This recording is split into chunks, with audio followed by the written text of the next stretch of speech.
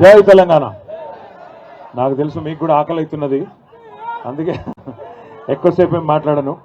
వేదిక పైన ఆసీనులైన గౌరవనీయులైన తమ్ముడికి జరప ఈ పోడియం అంటే జరుపు.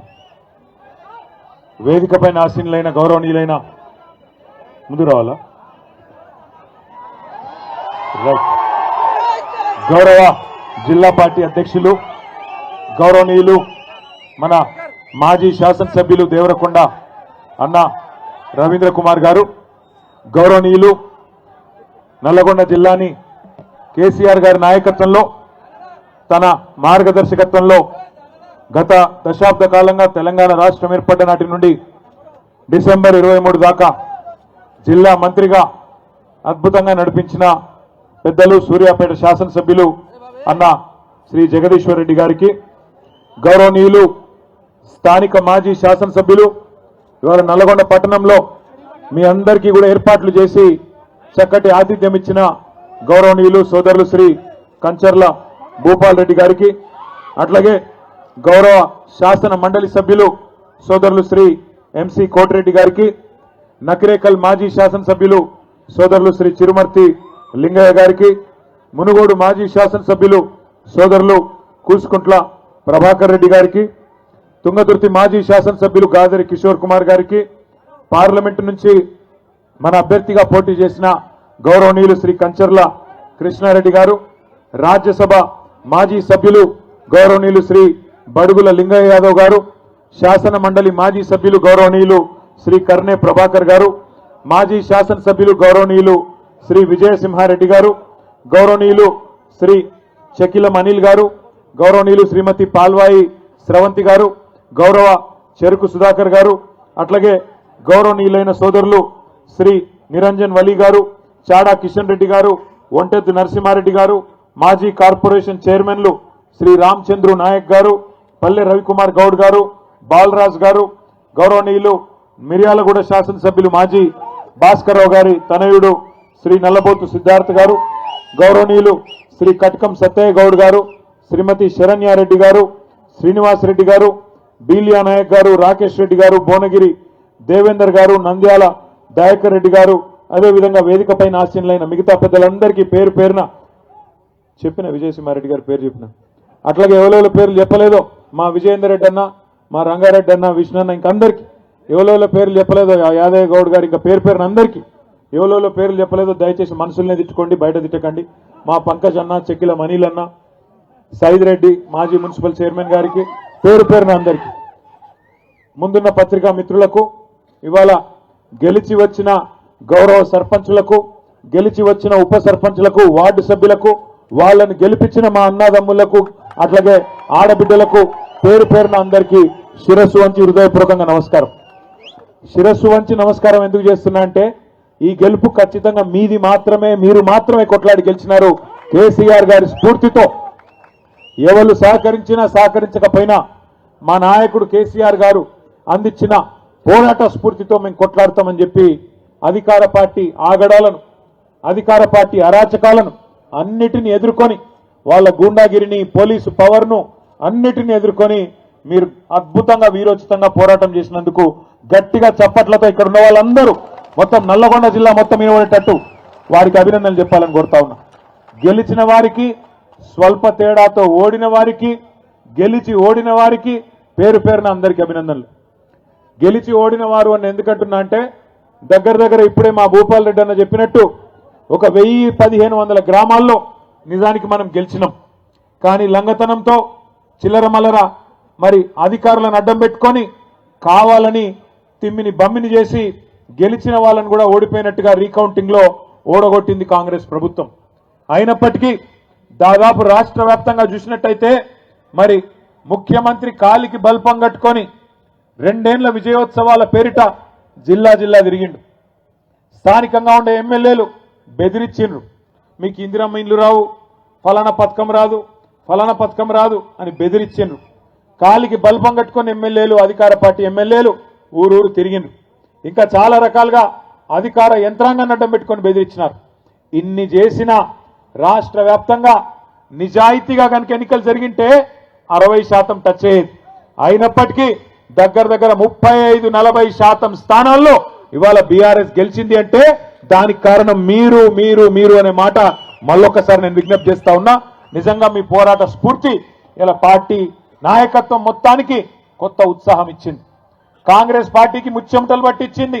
అందుకే జిల్లా పరిషత్ ఎన్నికలు పెట్టాలంటే, మండల పరిషత్ ఎన్నికలు పెట్టాలంటే కాంగ్రెస్ ముఖ్యమంత్రికి, కాంగ్రెస్ పార్టీకి భయమయ్యి ఇలా తప్పించుకొని పారిపోతా ఉన్నారు. చూస్తా ఉన్నారు మీరు. ఇవాళ పొద్దున్న పేపర్ల వార్త ఉన్నది. సహకార సంఘాలకు ఎన్నికలు పెట్టాలా, రైతులకు నిజంగానే ముఖ్యమంత్రి గారు కాంగ్రెస్ ప్రభుత్వం ఏదైనా మంచి చేసింటే సహకార సంఘాలకు ఎన్నికలు పెట్టి ఉండాలి. ఈరోజు రైతు దినోత్సవం కూడా, జాతీయ రైతు దినోత్సవం ఈరోజు. ఈ జాతీయ రైతు దినోత్సవం రోజు ఒక రైతు బిడ్డగా నేను ముఖ్యమంత్రి గారిని అడుగుతా ఉన్నా, నీకు నీ ప్రభుత్వానికి ఏమైనా నిజాయితీ ఉంటే, నీకు నీ ప్రభుత్వానికి నిజంగానే వ్యవసాయదారులకు ఏమైనా మంచి చేసినామనే నమ్మకం ఉంటే, దమ్ముంటే సహకార ఎన్నికలు పెట్టమని చెప్పి గట్టిగా నల్లగొండ వేదికగా నేను డిమాండ్ చేస్తా ఉన్నా. తప్పించుకోవచ్చు కొన్ని రోజులు, అధికారం ఉంది కదా, నామినేషన్ల ద్వారా పదవులు నింపుకున్నాం కదా అనే ఒక తొంపుతో తప్పించుకోవచ్చు. కానీ వాళ్ళ రాష్ట్రంలో ఉన్న వ్యవసాయదారులందరూ, వ్యవసాయ కూలీలు కానీ వ్యవసాయదారులు కానీ అందరూ తీవ్రమైన కోపంతో ఉన్నారు. ఆ కోపం కొద్దిగా సర్పంచ్ ఎన్నికల్లో కనబడ్డది. సహకార ఎన్నికలు పెడితే రైతులు కర్రుగాల్చి వాత పెడతారనే భయంతో ఇలా నామినేటెడ్ పద్ధతుల్లో ఆ పదవులు నింపుకునే ప్రయత్నం చేస్తా ఉన్నాడు ముఖ్యమంత్రి గారు. 2 ఏళ్ళు అయిపోయింది. ఏం చేసిండ్రు 2 ఏళ్ళు ఈ ముఖ్యమంత్రి గారు? కాంగ్రెస్ ప్రభుత్వం కేవలం టైంపాస్ కాలక్షేపం కార్యక్రమాలు తప్ప ఏమీ లేదు. రోజుకొక లీక్ ఇస్తారు. ఇగో ఈ కేసు, ఆ కేసు, ఆ కేసు, ఈ కేసు. 2 ఏళ్లుగా కేసుల చుట్టూనే నడుపుతున్నాడు ప్రభుత్వాన్ని తప్ప ప్రజలకు పనికొచ్చే ఒక్క కార్యక్రమం కూడా లేదు. పోనీ ఆ కేసులన్నా ధైర్యంగా పెడతాడా మొగోడిలాగా అంటే అది కూడా చేత కాదు. రోజు ఒక లీక్. ఇగో ఈ కేసు ఇస్తారంట, ట్యాపింగ్ అంట, నోటీస్ అంట. రారాదు కెమెరా ముంగటికి ముఖ్యమంత్రి దమ్ముంటే మొగాడి అయితే రా, వచ్చి చెప్పు, ఇగో ఈ కేసులో కేసు పెడుతున్నా అని చెప్పు. రోజు చూడండి శిఖండి రాజకీయాలు తప్ప మగాడిలాగా మగతనంత రాజకీయాలు చేసే దమ్ము మాత్రం లేదు. రా, ముందుకు రా, కెమెరాల ముంగటికి రా. చిట్ చాట్ల వెనకాల దాక్కునుడు ఎందుకు? ముఖం ముంగట్టుకొని రా, ముంగటి కెమెరా ముంగటికి వచ్చి ఇగో ఈ కేసులో నేను కేసు పెడుతున్నా, నేనే పోలీసు వాళ్ళకి చెప్పినా, నోటీస్ ఇస్తున్నా, నేనే అవసరమైతే జైల్లో పెడతా అని హోంమంత్రి కూడా నువ్వే కదా, వచ్చి చెప్పు ముంగటికి వచ్చి. అది చేత కాదు. వెనకాల కూర్చొని చిట్ చాట్ల పేరిట, కాలక్షేపం కబుర్ల పేరిట ఇలా టైంపాస్ చేస్తా ఉన్నాడు ముఖ్యమంత్రి. ఎందుకో కూడా మీకు తెలుసు ఈ కాలక్షేపాలు, ఎందుకు ఈ డైవర్షన్ గేమ్లు అనేది. ఎందుకంటే ఇవాళ ప్రజలు అడుగుతున్నారు, 6 గ్యారంటీలు అంటివి, 100 రోజులు అంటివి ఏమాయ నాయనా అని అడుగుతున్నారు. సర్పంచ్ ఎన్నికల్లోనే 40% మందికి ఇవాళ బుద్ధి చెప్పినరు. బ్రహ్మాండంగా కాంగ్రెస్ నాయకులను ఎక్కడికక్కడ నిలదీసిరు. అందుకే రోజొక్క టైంపాస్ కార్యక్రమం పెట్టకపోతే ప్రజలు నిలదీస్తారు, అడుగుతారు. పాలమూరు రంగారెడ్డి ఎత్తిపోతల పథకం మీద కేసీఆర్ గారు మొన్న అరటి పండు ఒలిచి నోట్లో పెట్టినట్టు రాష్ట్రం మొత్తంలోని వ్యవసాయదారులకు అర్థమయ్యేటట్టు చెప్పిండు. ఎట్లా బీఆర్ఎస్ ప్రభుత్వం 90% పనులు పూర్తి చేసింది. పాలమూరు జిల్లాలోని 14 నియోజకవర్గాలకు, రంగారెడ్డి జిల్లాలోని 6 గ్రామీణ నియోజకవర్గాలకు, అట్లాగే మన దక్షిణ పశ్చిమ నల్లగొండలో, సౌత్ వెస్ట్ నల్లగొండలో మునుగోడు, దేవరకొండ, కొంత నల్లగొండ నియోజకవర్గం, కొంత నాగార్జున సాగర్ నియోజకవర్గానికి లాభమయ్యే విధంగా డిండి ప్రాజెక్టును కూడా అక్కడ తీసుకున్న నీళ్లతోనే ఎట్లా మేము ప్రయత్నం చేసినాం, ఎట్లా 90% పనులు పూర్తయినాయి, ఎట్లా 10% ఈ 2 ఏళ్లుగా అసలు పని చేయకుండా పండబెట్టినరు. ఇవన్నీ కేసీఆర్ గారు మీకు అర్థమయ్యేటట్టు చెప్పిండ్రు. చెప్పడం మాత్రమే కాదు, కేసీఆర్ గారు ఏమన్నారు, ఆ డిపిఆర్ అంటే డీటెయిల్డ్ ప్రాజెక్ట్ రిపోర్టు ఏదైతే దేని ఆధారంగానైతే మనం అన్ని అనుమతులు తెచ్చినామో దాన్ని కూడా తిప్పి పంపితే 6-7 నెలలుగా కనీసం మాట్లాడే తెలివి లేదు. ఆఖరికి ఆ ప్రాజెక్టుని కుదించే ప్రయత్నం చేస్తున్నావు, తెలంగాణకు ముఖ్యంగా కృష్ణా నీళ్లలో అన్యాయం తలబెట్టే ప్రయత్నం చేస్తున్నామని చెప్పి కేసీఆర్ గారు గర్జిస్తే దానికి సమాధానం చెప్పే సత్తా లేదు కాబట్టి ఏం చేయాలి, కేసీఆర్ మీద కేసు పెడుతున్నా అని లీక్ ఇవ్వాలి. దాంతో తెల్లారి పేపర్లను కాళ్ళు పట్టుకొని తెల్లారి తాటికాయంత అక్షరాలతోని కేసీఆర్ కు నోటీసులు అని చెప్పి తెల్లారి పేపర్లు రాయించాలి, ప్రజల దృష్టి మల్చాలే. ఇది ఆయన ఉద్దేశం. 6 గ్యారంటీల గురించి ఎవరు మాట్లాడొద్దు, రైతు బంధు గురించి ఎవరు మాట్లాడొద్దు, రైతు కూలీలకు నెలకు ఇస్తానన్న 1000 రూపాయలు, ఇందిరమ్మ ఆత్మీయ భరోసా అని బిల్డప్ ఏదైతే ఇచ్చిండో లక్షలాది మంది రైతు కూలీలు ఏదైతే ఎదురు చూస్తున్నారో దాని గురించి మాట్లాడొద్దు. 22 లక్షల మంది కౌలు రైతులకు ఇస్తానన్న రైతు బంధు ఎందుకు బంద్ అయింది అని చెప్పి కౌలు రైతులు అడగొద్దు. తులం బంగారం ఏమైంది నాయనా అని ఆడబిడ్డలు అడగొద్దు. అట్లాగే బతుకమ్మ చీర ఏమైంది అని మహిళలు ఎవరు అడగొద్దు. నెలకి ఇస్తానన్న 2,500 ఏమైంది అని గుర్తు చేయొద్దు. 4,000 పింఛన్ అంటివి ఏడవాయరా నాయనా అని పెద్ద మనుషులు అడగొద్దు. ఇస్తానన్న 2 లక్షల ఉద్యోగాలు ఏవి అని పిల్లలు అడగొద్దు. మాకు స్కూటీలు ఇస్తానంటివి ఏవి అని ఆడపిల్లలు అడగొద్దు. అట్లాగే నిరుద్యోగ భృతి అంటివి 4,000 అదెక్కడా అని పిల్లలు అడగొద్దు. ఇస్తానన్న 12 లక్షల అంబేద్కర్ అభయహస్తం దళిత బంధు తీసేసి 12 లక్షలు ఇస్తా అన్నాడు కదా కేసీఆర్ గారు. 10 లక్షలు ఇస్తే నేను 12 లక్షలు ఇస్తా అన్నాడు.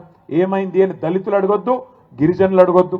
అట్లాగే బీసీలకు 42% ప్రభుత్వ కాంట్రాక్టులలో, విద్యలో, ఉపాధిలో, సర్పంచ్ ఎన్నికల్లో, స్థానిక సంస్థల్లో ఇస్తానన్న రిజర్వేషన్ ఏమైందని బీసీలు అడగొద్దు. పెడతానన్న 20,000 కోట్ల బడ్జెట్ సంవత్సరానికి మొత్తం 5 ఏళ్లలో 1,00,000 కోట్ల బడ్జెట్ ఏమైంది అని బీసీలు అడగొద్దు.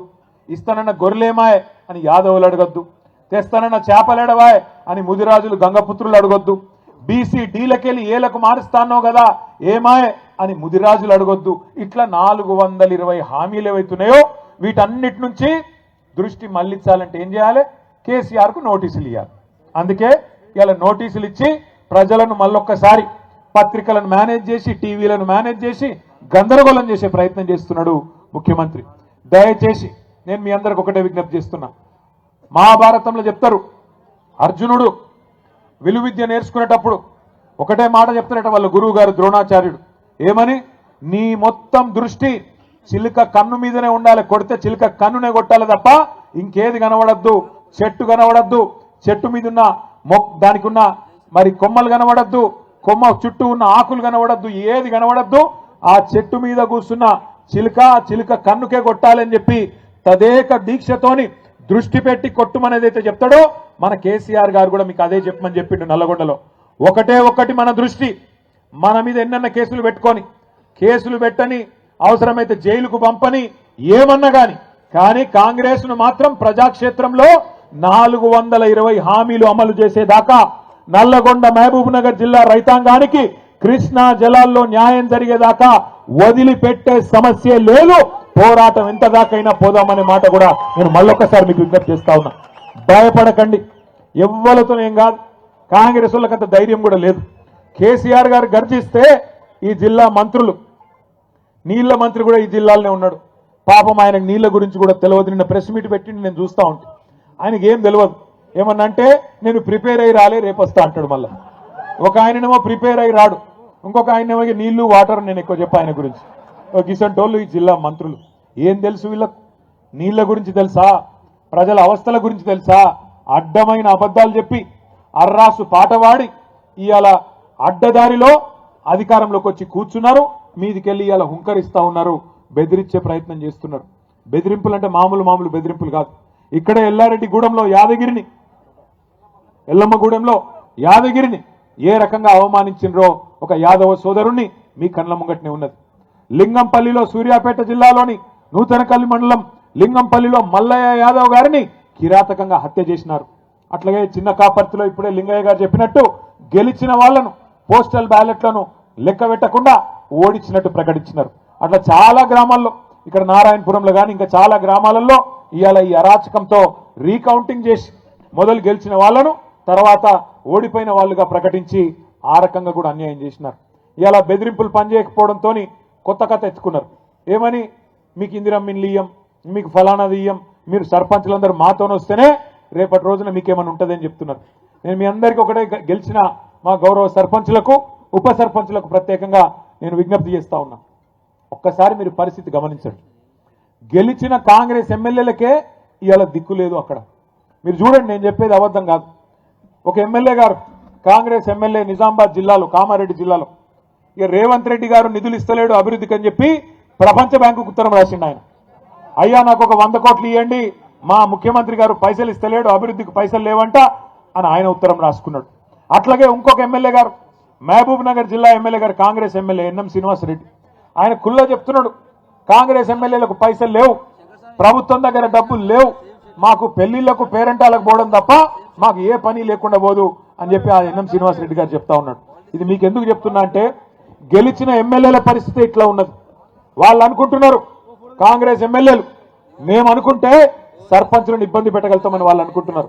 కానీ మీకు రక్షణగా నిలబడేది, మీకు రక్షణకు వచ్చేది, మీ హక్కులను కాపాడేది ఒకరే ఒక్కరు, డాక్టర్ బాబాసాహెబ్ అంబేద్కర్ రాసిన రాజ్యాంగమే మీకు ఇలా హక్కుగా అండగా నిలబడుతుందని చెప్పి మాట నేను విజ్ఞప్తి చేస్తా ఉన్నా. ఈ పైసలు ఏవైతే వాళ్ళు చెప్తున్నారో నేను ఈయన ఇచ్చేస్తా అది చేస్తా అని ఎవడి అబ్బ సొమ్ము కాదు, ఎవడి అత్త సొమ్ము కాదు. ప్రజల పైసలు, పన్నుల రూపంలో ప్రజలు కట్టిన పైసలను మళ్ళీ తిరిగి వారి కోసమే ఖర్చు పెట్టడం ప్రజాప్రతినిధులుగా మన బాధ్యత. ప్రజాప్రతినిధులుగా ఇవాళ దేశంలో 5 అంచెల్లో ప్రభుత్వాలు ఉన్నాయి. ఢిల్లీలో కేంద్ర ప్రభుత్వం ఉన్నది, ప్రధానమంత్రి గారు, మంత్రి మండలి, ఎంపీలు ఢిల్లీలో ఉంటారు. రాష్ట్రంలో రాష్ట్ర ప్రభుత్వం ఉంటుంది, ముఖ్యమంత్రి గారు, మంత్రి మండలి, ఎమ్మెల్యేలు, ఎమ్మెల్సీలు రాష్ట్రంలో ఉంటారు. కొద్దిగా కిందికి వస్తే జిల్లా పరిషత్, ఇప్పుడు జిల్లా పరిషత్ లేదు కానీ ప్రభుత్వం జిల్లా పరిషత్ రూపంలో ఉంటుంది. ఇంకొద్దిగా కిందికి వస్తే మండల పరిషత్తు, మున్సిపాలిటీలు, ఇక్కడ మండల పరిషత్తు, అక్కడ మున్సిపాలిటీలు.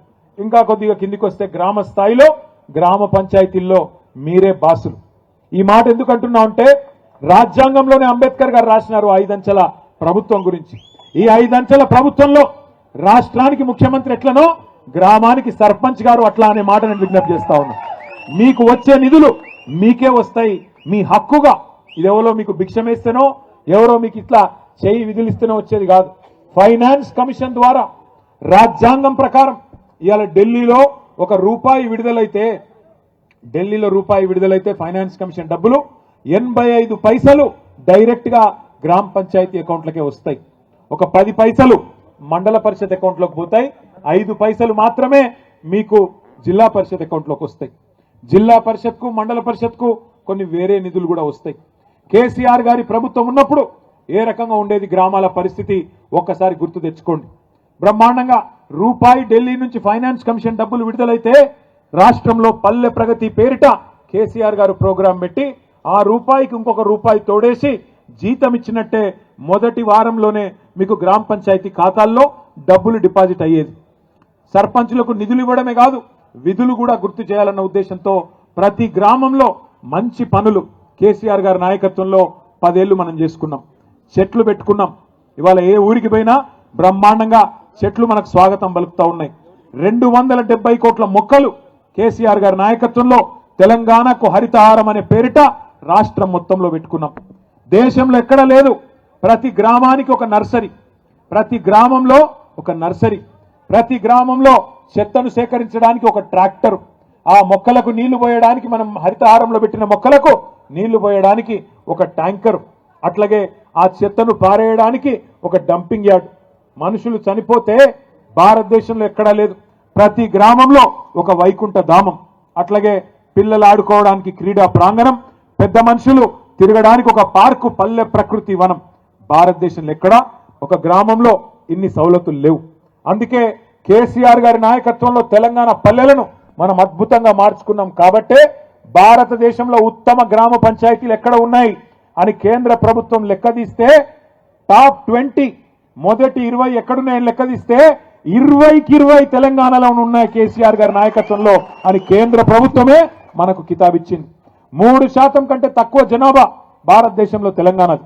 కానీ ఉత్తమ గ్రామ పంచాయతీలకు అవార్డులు ఇస్తే జాతీయ పంచాయతీరాజ్ దినోత్సవం నాడు 3% జనాభా ఉన్న తెలంగాణ 30% అవార్డులు గెలుచుకున్నది అంటే దానికి కేసీఆర్ గారి దక్షత, నాయకత్వ పటిమనే కారణం. ఇవాళ సర్పంచులను నేను కోరుతా ఉన్నా, కేసీఆర్ గారు ముఖ్యమంత్రిగా లేకపోవచ్చు, కానీ వారు చూపిన బాట మీ కళ్ళ ముంగట్నే ఉన్నది. ఊరుని ఎట్లా నడపాలి, ఎట్లా పారిశుద్ధ్యం మెయింటైన్ చేయాలి, ఎట్లా నీళ్ళు అందించాలి అని మీకోసం ఊరూరా ట్యాంకులు కట్టిండు. ఒకప్పుడు నాకు బాగా గుర్తున్నది, 2009లో నేను మొదటిసారి ఎమ్మెల్యే అయింది కూడా ఎండాకాలం, ఏప్రిల్ మేలో గెలిచినాం. గెలిచినాక ప్రామిస్ చెప్తున్నా మీకు నంబర్ నేను చెప్తే ఊరికి పోవాలంటే భయం అవుతుండే. ఎండాకాలంలో ఊరికి పోతే ఎక్కడికక్కడ రోడ్డు కడ్డంగా ఖాళీ కుండలు, ఖాళీ బిందెలు, మొత్తం మహిళలందరూ అడ్డం తిరిగేది. అన్నా మా ఊర్లో నీళ్లు లేవు, మా ఊర్లో 2 బోర్లు లేపి 2 మోటార్లు పెట్టి అని గడుబడి చేసేది. ఇలా మీరు అదృష్టవంతులు సర్పంచులు, మీకు ఆ బాధ లేదు. మిషన్ భగీరథ పేరుతో 40,000 కోట్లతో ఇదే నల్లగొండ జిల్లాలో ఉన్న ఫ్లోరోసిస్ ను రూపుమాపిన నాయకుడు మన నాయకుడు కేసీఆర్ గారు.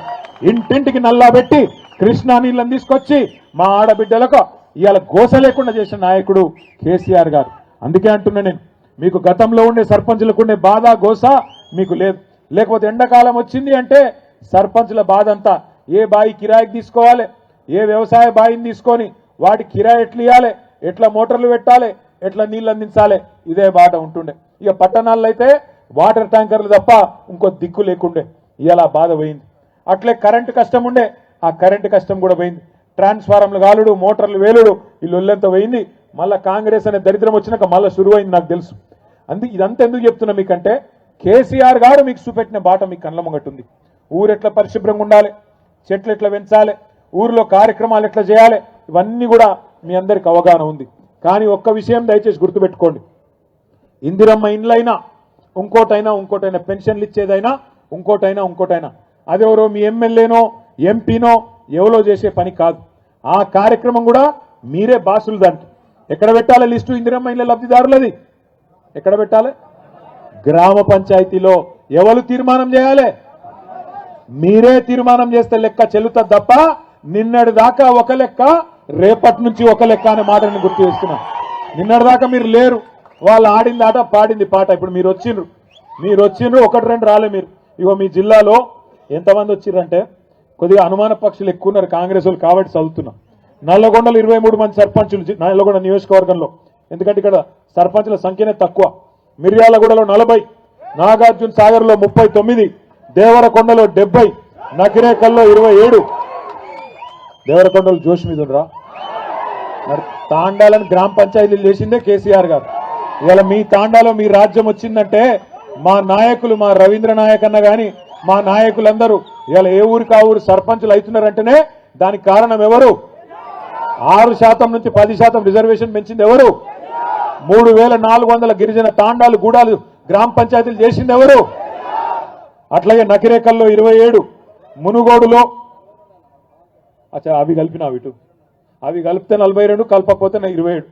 ఎందుకంటే కలిపితే ఆ జిల్లా మన భువనగిరి జిల్లాలో కూడా అన్న కలిపి చెప్తున్నాడు. మొత్తం నియోజకవర్గం 42, ఈ జిల్లాలో వచ్చేటిది 27, మునుగోడులో 43, తుంగతుర్తిలో ఈ జిల్లాలోకి వచ్చేటిది 8. మొత్తం కలిపి 250 గ్రామ పంచాయతీలు ఒక్క నల్లగొండ జిల్లాలో మనం గెలుచుకున్నాం.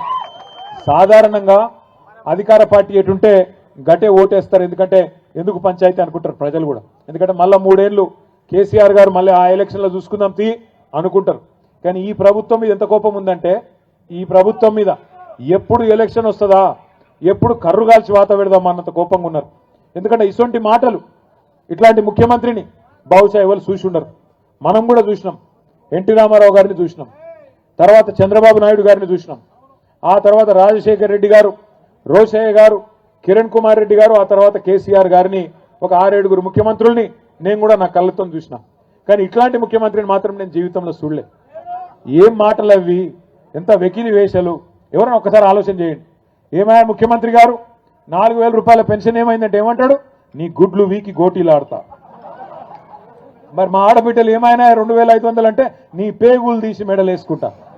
ఏమైందా ముఖ్యమంత్రి అమలు చేస్తేలో 6 గ్యారంటీలు అంటే నన్ను ఢిల్లీకి పోతే చెప్పులు ఎత్తుకపోతానేమని దొంగ లెక్క చూస్తున్నారు. ఇక ఈయన మన ముఖ్యమంత్రి మన కర్మానికి. లంకె బిందెలు ఉంటాయనుకొని సెక్రటేరియట్కి వచ్చిందంట. వెనకటికి ఎవడో ముఖం బాగాలేకపోతే అద్దం కొట్టిందంట. గట్లున్నది ఈయన కథ. ఎందుకు చెప్తున్నా ఈ మాట అంటే, ఒకటే దొంగ ప్రచారం నేర్చుకున్నారు కాంగ్రెస్ వాళ్ళంతా. కిందికేంచి మీద దాకా ఊళ్ళల్లో మొదలు పెడితే కాంగ్రెస్ వాడు ముఖ్యమంత్రి దాకా ఒకటే ప్రచారం. కేసీఆర్ అప్పులపాలు చేసిపోయిండు. ఏడ అప్పులపాలు చేసిండు? నేను చెప్తలేను కదా. నిన్నగాక మొన్న బీజేపీ ఎంపీ ఒక ఆయన ప్రశ్న అడిగిండు కేంద్ర ప్రభుత్వాన్ని, కేసీఆర్ చేసిన అప్పెంత? ఎందుకంటే ముఖ్యమంత్రి ఏదో లెక్కలు చెప్తుండు, నిజమా కాదా అని చెప్పి మోడీ ప్రభుత్వాన్ని వాళ్ళ ఎంపీ అడిగితే మోడీ ప్రభుత్వం ఏం చేసింది? RBI, reserve bank of India, మొత్తం భారతదేశంలో ఉన్న బ్యాంకులన్నిటికీ వాళ్ళే పెద్దోళ్ళు, వాళ్ళని అడిగింది. కాగని ఇంకోటి ఉంటుంది, కంట్రోలర్ అండ్ ఆడిటర్ జనరల్, మొత్తం లెక్కాపత్రం తీసేది వాళ్ళు. ఏ రాష్ట్రం ఎంత ఖర్చు పెడుతున్నది, ఎంత అప్పు చేస్తున్నది లెక్కలు తీస్తారు వాళ్ళు. వాళ్ళిద్దరిని అడిగి పార్లమెంట్లో చెప్పింది. నేను చెప్తున్న కథ కాదు, బీఆర్ఎస్ కథ కాదు. ఏం చెప్పిర్రంటే, కేసీఆర్ అధికారంలోకి వచ్చిన మొదటి రోజు జూన్ 2, 2014 నాడు తెలంగాణ రాష్ట్రం నెత్తి మీద ఉన్న అప్పు 80,000 కోట్లు. 72,000 కోట్లు. 72,000 కోట్లు. కేసీఆర్ దిగిపోయిన నాడు ముఖ్యమంత్రిగా డిసెంబర్ 3, 2023 నాడు మొత్తం అప్పు తెలంగాణ రాష్ట్రం మీద 3,50,000 కోట్లు. మరి 3,50,000 కోట్లు మొత్తము అందులో 72 మాకు వారసత్వంగా విరాసత్గా ఇచ్చింది. తీసేస్తే ఎంత? 2,80,000 కోట్లు. మరి 2,80,000 కోట్ల అప్పును రేవంత్ రెడ్డి 8 లక్షల కోట్లు అంటాడు, బట్టి విక్రమార్క 7 లక్షల కోట్లు అంటాడు, ఇంకొక ఆయన 6 లక్షలు అంటాడు. వాళ్ళ నోటికి ఎంత వస్తే అంత. ఇలా కేంద్ర ప్రభుత్వం చెప్పే కాగి లెక్కలు నిజమా, ఈ సన్నాసులు చెప్పే కాకి లెక్కలు నిజమా, ఊరూర చర్చ పెట్టాల్సిన బాధ్యత మన మీద ఉన్నది. అవును, కేసీఆర్ అప్పు చేసిండు, 2,80,000 కోట్ల అప్పు చేసిండు. ఏం చేసిండు మరి? అప్పు చేసి 73,000 కోట్ల రూపాయలు రైతుల ఖాతాల్లో రైతు బంధు రూపంలో టింగు మన నాట్లేసే టైంకు పడ్డాయా లేవా? కేసీఆర్ ఉన్నప్పుడు 2 సార్లు రుణమాఫీ, 30,000 కోట్లతో రుణమాఫీ చేసిండు. 2 సార్లు లక్ష రూపాయలు. అట్లాగే 93,000 కోట్ల రూపాయలు పెట్టి కాళేశ్వరం ప్రాజెక్టు కట్టిండు. 27,000 కోట్ల రూపాయలు పెట్టి పాలమూరు రంగారెడ్డి ఎత్తిపోతల పథకం బ్రహ్మాండంగా 90% పూర్తి చేసిండు. మీ జిల్లాలో దామెర చెర్లలో విద్యుత్ కేంద్రం, అతి పెద్ద విద్యుత్ కేంద్రం భారతదేశంలోనే, ఇవాళ 40,000 కోట్ల రూపాయలతోని ఇక్కడ కట్టిండు. మీ జిల్లాలో ఒక్క మెడికల్ కాలేజీ లేకుండే, ఉమ్మడి నల్లగొండ జిల్లాలో కేసీఆర్ గారు వచ్చేదాకా ఒక్క మెడికల్ కాలేజీ లేని ఉమ్మడి నల్లగొండలో బ్రహ్మాండంగా 1 కాదు 3, సూర్యాపేటలో, నల్లగొండలో, భువనగిరిలో 3 ప్రభుత్వ మెడికల్ కాలేజీలు, 3 ప్రభుత్వ నర్సింగ్ కాలేజీలు కేసీఆర్ గారు పెట్టిండు. అప్పు చేసిండు. అవును, 1022 గురుకుల పాఠశాలలు పెట్టిండు. 6.5 లక్షల మంది పిల్లలకు ఒక్కో పిల్లాడి మీద 1,20,000 రూపాయలు ఖర్చు పెట్టి బ్రహ్మాండంగా ప్రపంచంతో పోటీపడే పౌరులుగా వాళ్ళని తయారు చేసిండు. 7,000 మంది పిల్లలకు అంబేద్కర్ ఓవర్సీస్ స్కాలర్షిప్ పేరు మీద 20 లక్షల రూపాయలు వాళ్ళు విదేశీ విద్యను అభ్యసించేందుకు 7,000 మంది పిల్లలకు ఇచ్చిండు. అవును, అప్పు చేసిండు. 15 లక్షల మంది ఆడబిడ్డలకు కళ్యాణ లక్ష్మి పేరుతో, షాదీ ముబారక్ పేరుతో మేనమామలాగా పెళ్లి చేసిండు. అవును, అప్పు చేసిండు. 15 లక్షల తల్లులకు కేసీఆర్ కిట్ ఇచ్చిండు. నేను అడుగుతున్న రేవంత్ రెడ్డి, దమ్ముంటే చెప్పు, కేసీఆర్ గారు 2,80,000 కోట్ల అప్పు చేసి ప్రజలను ఒక తండ్రిలాగా కాపాడుకున్నాడు. నువ్వు వచ్చి 2 ఏళ్ళ, కేసీఆర్ 10 ఏళ్లలో 2,80,000 కోట్ల అప్పు చేస్తే నువ్వు 2 ఏళ్లలో 2.5 లక్షల కోట్ల అప్పు చేసినావు. ఏం చేసినావు చెప్తావా? ఒక ఇటుక పెట్టినవా? ఒక కాలువ దవ్వినవా? ఒక చెరువు దవ్వినవా? ఒక మంచి పని చేసినవా? ఒక హామీ నిలబెట్టుకున్నవా? ఏం చేసినావు? దయచేసి చెప్పు ప్రజలకు. శ్వేత పత్రాలు ప్రచురించి దమ్ముంటే చెప్పు. ఇవాళ ఎంతసేపు కేసులు పెడతా, పోలీసులను అడ్డం పెట్టుకొని బతుకుతా, ఎన్ని రోజులు తిరుగుతావు అట్లా? 2 ఏళ్ళు అయిపోయింది, నీ హనీమూన్ పీరియడ్ అయిపోయింది, ఇక అసలు కథ మొదలున్నది.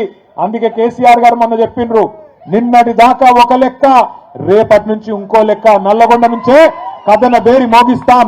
కృష్ణా జలాల్లో జరుగుతున్న అన్యాయం మీద నల్లగొండ నుంచే కేసీఆర్ గారు మరి యుద్ధం ప్రకటించబోతా ఉన్నారు. తొందరలోనే మన మునుగోడు దేవరకొండ మధ్యలో ఏదో ఒక ప్రాంతంలో మన జిల్లా నాయకత్వంతో మాట్లాడి అక్కడ ఒక బహిరంగ సభ కూడా ఉంటుంది. దానికి పెద్దలు కేసీఆర్ గారు కూడా వస్తా ఉన్నారు. మీరందరూ కూడా దయచేసి మరి కథానాయకుల మాదిరిగా కదిలి రావాలని చెప్పి కోరుతూ, గెలిచిన సర్పంచులకు చివరిగా నాది ఒకటే ఒక విజ్ఞప్తి, మీరెవ్వరూ భయపడే అవసరం లేదు, ఎలాంటి పంచాయతీ పెట్టుకునే అవసరం లేదు. మీ హక్కుల గురించి, మీ బాధ్యతల గురించి తొందరలోనే అన్ని జిల్లాల్లో వర్క్ షాపులు కూడా పెడతాం, మీకు ట్రైనింగ్ ఇస్తాం. అలాగే చివరిగా నేను చెప్పే మాట, మీకు ఎవరైనా కేసులు పెడితే, మిమ్మల్ని ఎవరైనా ఇబ్బంది పెట్టే ప్రయత్నం చేస్తే నేను మీ అందరికి మాటిస్తా ఉన్నా, ప్రతి జిల్లాలో ఒక లీగల్ సెల్ పెట్టి మీకు ధైర్యం ఉంచడానికి, మీ కేసులు కొట్లాడడానికి కూడా పార్టీ మొత్తం బాధ్యత తీసుకుంటుందని చెప్పి కూడా తెలియజేస్తూ, జై తెలంగాణ.